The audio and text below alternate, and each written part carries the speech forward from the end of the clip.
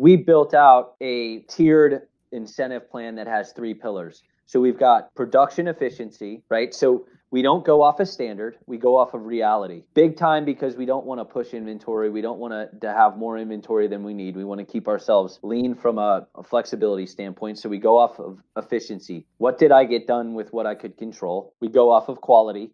So we're tracking quality issues at the line for 2 reasons. One, we don't want to let bad parts get to the end customer. Obviously, that's number one. And number 2, we want to get the right information for that continuous improvement process. And then the third pillar is 5S, because I'm a firm believer that 5S is a critical component of a successful lean plant. And the reason being is that clutter causes confusion, and confusion causes inefficiencies. So it's easy to onboard people. It's easy to move people around. It helps you establish standard of work. It helps you put in visual management, Kanban, etc., because everything is in its place. So it's critical that we focused on 5S. And early in our journey, you would think, okay, yeah, everybody's going to be focusing on production and quality. We actually put production and quality as 25% of the incentive program, and 5S is 50% of our incentive program. We're hyper focused on 5S because if we do and hold ourselves accountable to being organized, we should meet our productivity goal. We should have better quality because we know what's good, what's bad.